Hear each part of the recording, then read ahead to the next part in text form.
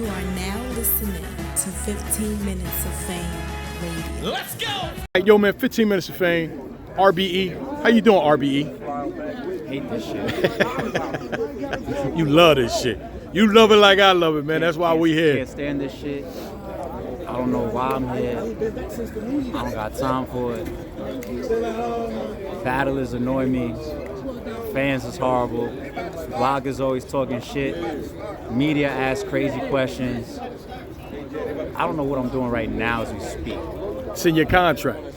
Oh, you gotta be here. You fucked up my whole intro I'm with sorry. that. I'm sorry. I'm on the contract right now. You stupid. I'm here so I don't get fined. There you Yo, go. There you go. What's good, G? Something's been happening lately, man. As of late, a couple things happened with Entourages, right? I want to ask you as a league owner, like, how difficult is it for you? Like, that's some shit that you can't expect. That's some shit you can't prepare for. When an entourage actually is the one that's creating the conflict on the stage. Yeah. Yeah. How do you, as an owner, deal with that? Like, can you prevent it? Is that something you talk to the battle rappers about first? From a contractual standpoint, we do have in our contracts that the battlers are fully responsible for their entourage, friends, associates, all that type of shit, right? The atmosphere of battle rap, though, the authenticity that we see, the energy, the vibe of it, especially on that stage, whether it's a pit, a stage, the backdrop, when we got those people there, we want to see the jazz face. Yes. We want to see what ARP's reaction is. Right. You know what I'm saying? So all of that still matters, and the entourage is still create that energy of it's us versus y'all. Mm-hmm. Because the battlers are like the two warriors in front of each other, right? Right. So the whole backdrop, the energy and the presentation of it is warranted, and it's part of our gritty nature. It's part of our shit. And then fast forward, we never really got past the full, this is a professional environment. Right. This is a professional industry. We still backslide every fucking event. We still do shit that we're not supposed to be. We still almost get into fights or get into all that type of shit every fucking event. So the entourages is also there to a degree for safety. I done had situations where it was just like, listen, I don't want the entourage there, but at the same time, I'm not the one that's telling the battle like, yo, no matter what, I got your back in this very, very moment. He got people that he grew up with, that he's coming with. Right. So I understand the need for it. It's just that we need the battlers to do their best to bring responsible people with them.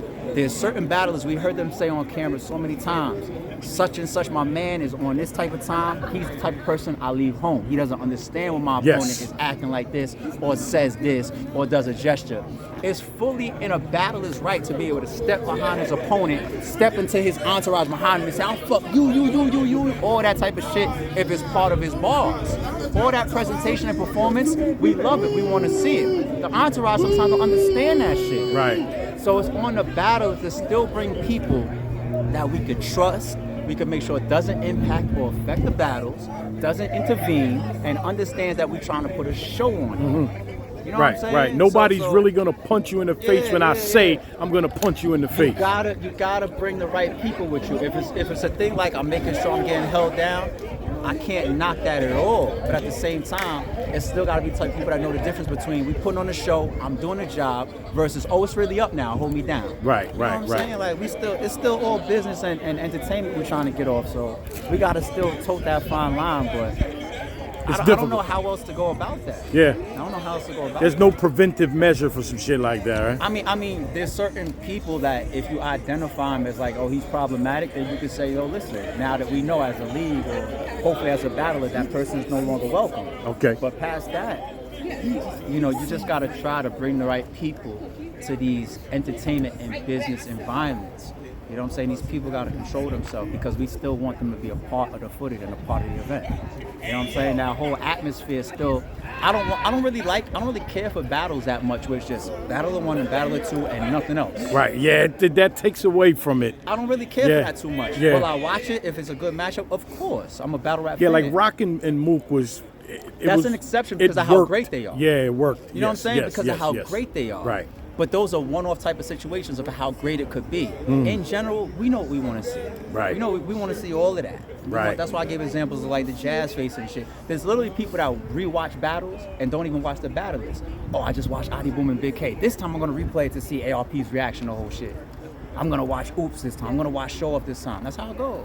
And people So we say, don't did wanna you take see that such away. and such react to that? The And more we get away from the gritty, the original, the essence, that type vibe, that energy that battle rap always brings, the more and more it gets watered down, the more we're gonna lose fans. Yeah. We gotta find a way to balance it where we can have that gritty, that genuine presentation, but at the same time we're still at the top peak professionalism. That balance is what crosses us further and further into those higher levels of pockets of industry and commercial success that we all want.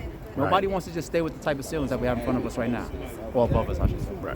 I don't want to fuck that up. Somebody's going to say, oh, he's a ceiling in front of you. So I love you. Shout out to everybody You've in the been comments around that long give us enough a to fan. know that that'll probably happen, right? Yeah. No, I appreciate your time, Just something I've, been Always. talking about lately, man. And it's like, Dope motherfuckers gotta keep their people and let them know, like, topic. yo, unless the motherfucker really punch me in the face, just relax. Yeah, We talking right now. That's dope it. topic. We just got to all do our best to make sure that we provide a great show for the fans Mm-hmm. of what we expect. These people are literally being hired to put on a show. We're at the leagues, and I'm putting it on us. We're really doing, maybe somebody gonna take harshly saying the word favor, but we're doing a favor by allowing all the extra. Because nobody's paying to see the Entourage. That's a Niggas ain't fact. paying to see me. Right. Nobody. We're in the middle of an event right now. Nobody's on the stream to see ARP. Right. Let alone an Entourage.